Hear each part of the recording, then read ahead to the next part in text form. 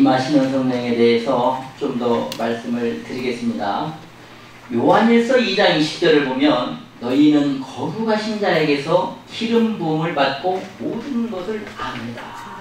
모든 것을 아느라. 또한 요한일서 2장 27절에 너희는 주께 받은 바 기름 부음이 너희 안에 거하나니 아무도 너희를 가르칠 필요가 없고 오직 그의 기름 부음이 모든 것을 너희에게 가르치며 또 참되고 거짓이 없으니 너희를 가르치신 그대로 주 안에 거하라. 여기 기름 붓는다는 말이 크리스마라는 말입니다. 크리스마라는 말인데 이 단어는 신약 성경에서 요한일서 2장 20절과 27절에만 3번 나옵니다. 요한일서 2장 20절에 27절에 성령에 대해 사용하는데 이것은 3번밖에 나오지 않습니다. 그러면 신자는 우리가 하나님을 믿고 하나님의 자녀라면 영을 분별할 수 있는 성령님을 받아야 됩니다. 그래서 요한일서 4장 1절에 사랑하는 자들아 영을 다 믿지 말고 오직 영들이 하나님께 속하였나 시험하라. 많은 거짓 선지자가 세상에 나왔습니다. 하나님의 영은 이것으로 알지니 곧 예수 그리스도께서 육체로 오신 것을 시인하는 영마다 하나님께 속한 것이요 예수를 시인하지 아니하는 영마다 하나님께 속한 것이 아니니 이것이 곧 저 그리스도의 영이니라. 시인한다는 말이 호몰로게오라는 말입니다. 호몰로게오, 헬라어로 호몰로게오.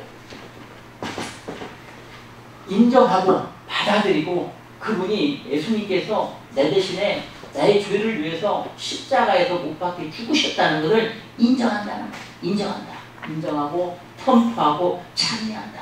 그래서 신약 성경에서 기름 부음이라는 이 표현은 요한일서 2장 20절과 27절에서밖에 안 나타납니다. 그러니까 이런 것들은 여러분들이 꼭 기억을 하셔야 돼요. 예를 들어서 제가 예전에 한번 지난 시간에 창세기 41장 30절을 말씀드린 적이 있어요. 41장 32절. 하나님께서 꿈을 2번 겹쳐 꾸신 것은 하나님께서 이 일을 정하셨습니다. 속히 행하시니. 이것도 3번밖에 안 나타나는 비밀이에요. 이런 건 알아야죠. 그 다음에 아까 제가 말씀드린 욥기 12장 11절과 34장 3절. 입이 음식의 맛을 분별한 같이 귀가 말을 분별하지 아니하니. 이것도 욥에서만 2번밖에 안 나타나요. 성경에. 그러니까 이런 중요한 것은 항상 알고 계시는 게 중요합니다. 그래서 기름 붓는다는 말이 무슨 뜻이냐면 바른다는 말이에요. 우리가 벽에다가 이렇게 페인트 칠하죠. 이렇게 바르죠. 덧입힌다고 그러죠. 예를 들어서 흰색이 있는데 흰색에다 검은색 입히고 검은색 위에다가 빨간색 이렇듯이 계속해서 성령의 기름 부음은 내도한 성령 한 번 딱 받으면 끝나지만 성령의 기름 부음 충만하면 계속해서 덧입혀져야 된다는 겁니다. 능력으로 계속해서 기름 부음을 받아야 된다. 그래서 우리가 이 파레클레토스 보혜사 성령께서 오시면 우리가 기름 부음을 받아야 된다. 로마서 8장 9절에 보면 그리스도의 영이 없으면 그리스도의 사람이 아니라. 그리스도의 영은 바로 성령님을 말하는 겁니다. 그런데 사실 나사렛 예수님은 제자들 안에 계실 수가 없었습니다. 왜 그러냐면 예수님은 보거나 만질 수 있는 살과 뼈로 만든 부활의 몸을 가지셨기 때문입니다. 부활의 몸은 우리가 보거나 만질 수가 없는 몸입니다. 죽으셨다가 다시 살아나신. 그런데 예수님께서 부활하시고 나서 어느 순간에서 제자들에게 나타나셨을 때 제자들은 이 예수님을 보고 뭐라고? 영이라고 말합니다. 그러자 예수님이 제자들에게 이렇게 말씀합니다. 누가복음 24장 39절에 또 나를 만져보라. 영은 살과 뼈가 없으되 너희 보는 바와 같이 나는 살과 뼈가 있느니라. 사도행전 10장 41절에 보니까 베드로가 고넬료에게 예수님께 대한 이야기를 해주면서 자신이 다른 제자들과 함께 부활하신 예수님과 더불어 먹고 마셨다고 말했던 것을 기억하시기 바랍니다. 그대로 예수님께서는 높은 곳으로 올라가셨고 제자들은 그분께서 승천하신 것을 지켜보았다라고 말씀합니다. 히브리서 7장 25절과 8장 1절에 보면 하나님 우편에 앉으신 예수님은 영원히 계시며 우리를 위해 중보하십니다. 그런데 그 예수님이 제가 좀 전에 말씀드린 대로 성령의 능력을 통해서 우리 안에 지금 들어와 계시다는 겁니다. 골로새 1장 27절에 이 비밀은 너희 안에 계신 그리스도시니 곧 영광의 소망이니라. 우리 안에 들으셨죠. 부활하셔서 하나님의 우편 보좌에 계셨던 예수님이 지금 저 여러분 안에 함께 계시다 이 말입니다. 함께 계시다. 함께 계시다. 그래서 요한복음 15장 7절에 너희가 내 안에 거하고 내 말이 너희 안에 거하면 무엇이든지 구하라. 그리하면 이루리라. 이루리라. 지금 예수님이 내 안에 계시는데 내가 못할 게 무엇이 있겠습니까? 내가 못할 게 무엇이 있겠습니까? 그러니까 고린도서 3장 10절에 너희는 하나님의 성전인 것과 하나님의 성령이 너희 안에 거하시는 것을 알지 못하느냐. 그런데 지금 굉장히 중요한 사실이 무엇이냐면요. 구약시대에는 여러분이 잘 아시는 제사장들도 1년에 한 번만 지성소를 들어갔습니다. 들어갈 때 방울을 달고 들어가요. 이 사람이 방울 소리가 안 나면 죽은 거예요. 제사장이 죽은 거예요. 죄가 있어서. 그런데 구약시대를 보면 하나님의 백성을 다스릴 제사장, 선지장, 왕 세 사람에게만 기름을 붓습니다. 왕과 제사장과 선지자에게만 기름을 붓습니다. 즉 기름 부음이라는 것은 영적인 지도자들에게 성령의 특별한 임하심을 상징하는 겁니다. 성령의 특별한 임하심을 상징하는 거죠. 그리고 기름 부은 종들에게 하나님의 신이 강력하게 임재하심으로 하나님의 권능을 나타냈습니다. 그래서 성령으로 기름 부음 받는 것을 성령의 기름 부음, 임하시는 성령 혹은 성령 충만이라고 말합니다. 충만, 프로레오.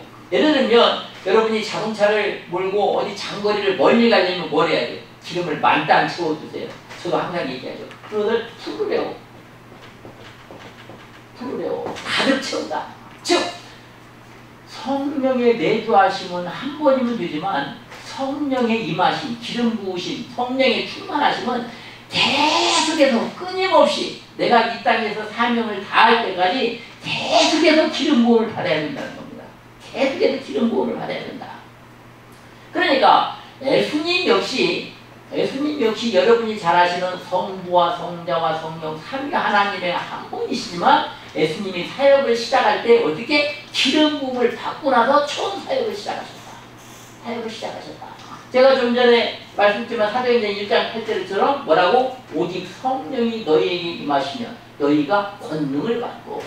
아니, 받고 말하면 내가 지금 성령의 권능, 성령의 능력, 성령의 기름 부음을 받지 못했다면 아무것도 해서는 안 되는 겁니다. 아무것도 할 수가 없는 거예요. 내 힘으로 무엇을 하겠어요? 할 수 없는 거예요. 해서도 안 되는 거고. 성령의 능력을 받아서 성령의 능력으로 기도해야 되고 성령의 능력으로 전도해야 되고 성령의 능력으로 봉사해야 되고 성령의 능력으로 치유 사역을 해야 되고 성령의 능력으로 모든 걸 해야 되는 것이지 내가 성령의 능력을 받지 않은 가운데 할 수 있는 게 아닙니다. 그래서 요한복음 20장 22절을 보면 예수님은 제자들을 향해 숨을 내쉬면서 이렇게 말씀합니다. 뭐라고? 성령을 받아라. 그런데 이 제자들은 오순절 전에 이미 예수님으로부터 성령을 받았습니다. 그런데 예수님은 무엇 때문에 또 제자들에게 성령 세례를 받으라고 말씀하는 겁니까? 이것은 사도의 시대를 열어야 하기 때문입니다. 사도의 시대. 즉 사도들이 성령의 기름 부음을 받기 전에는 권능을 행사할 수 없다는 겁니다. 성령의 능력이 임하기 전에는. 즉 이제 여러분들은 저는 이것을 확신하고 이렇게 여러분들이 기도하시길 바랍니다. 여러분들이 성령 신학의 강의가 이제 오늘 말고 앞으로 4번이 더 남았어요. 제가 첫 번째 시간 때 말씀드렸어.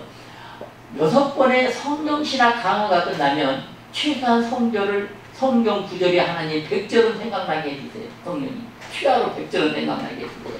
또 여러분이 기도하면 병든 자가 치유를 받고 마귀가 물러가는 그러한 역사가 나타나기를 그렇게 기도하시길 바랍니다.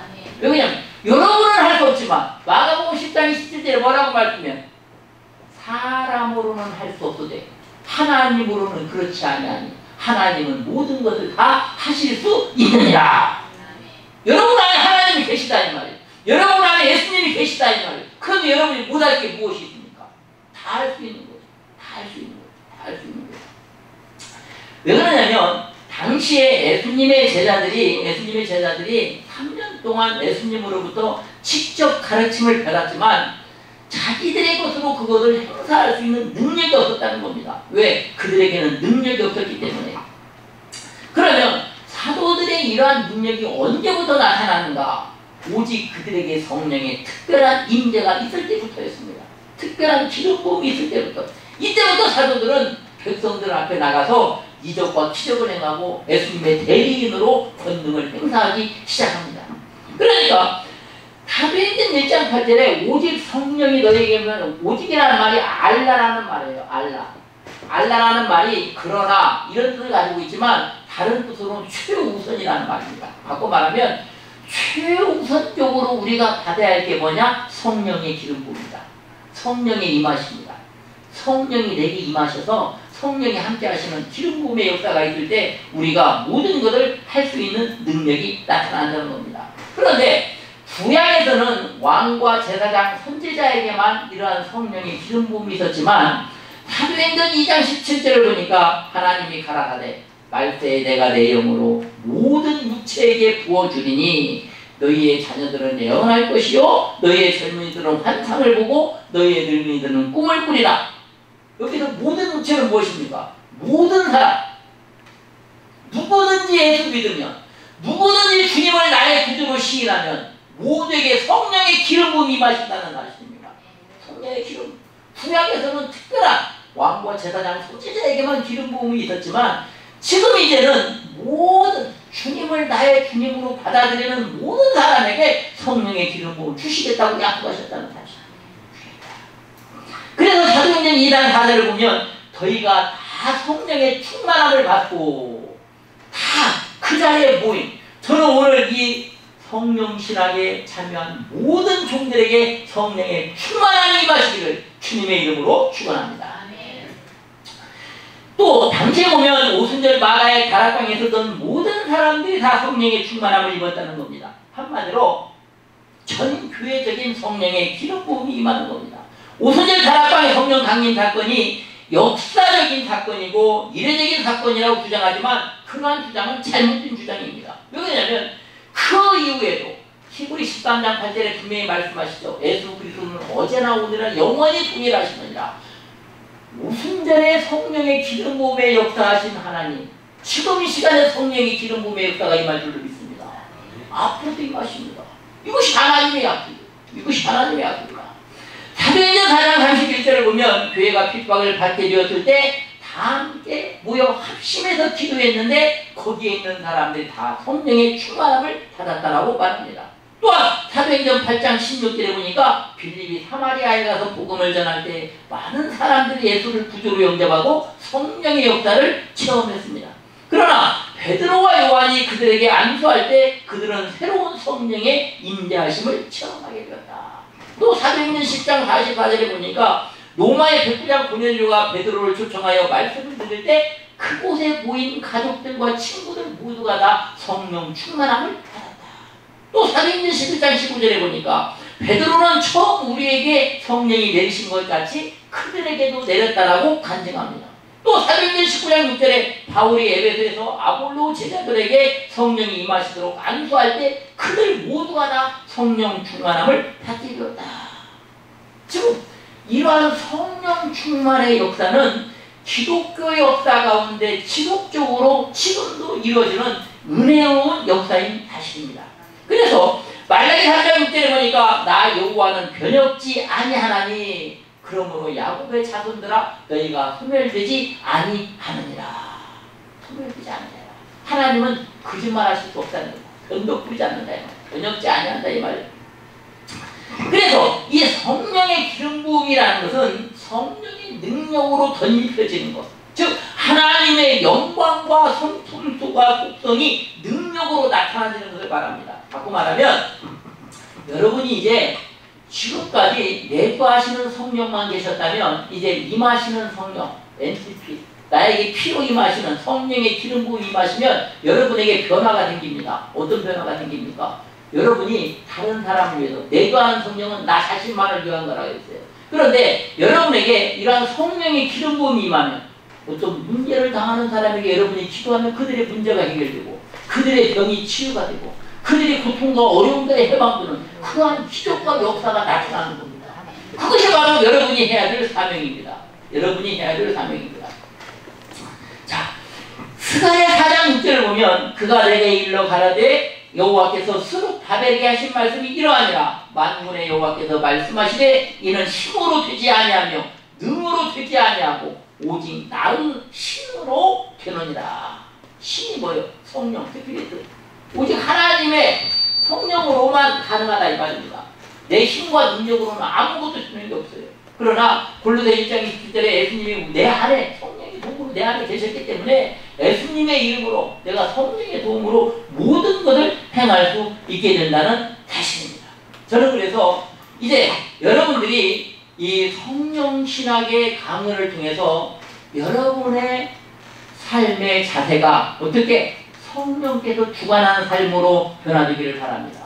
또한 성령의 능력을 덧입혀져서 날마다 새로워지는 여러분이 모세를 아시죠? 모세는 120세가 되는데 어떻게 기력이 쇠하지 않냐고 눈이 흐리지 않냐했더라.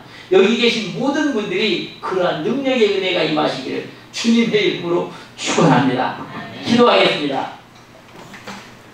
사랑과 은혜가 충만하신 아버지 하나님 감사합니다.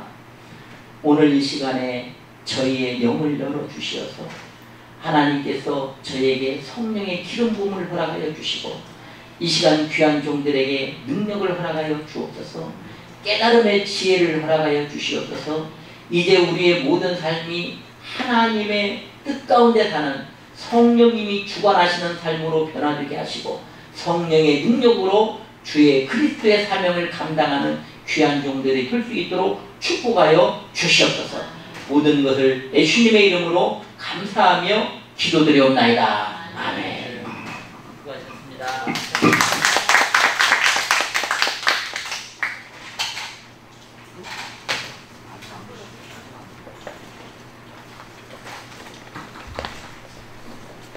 수고하셨습니다.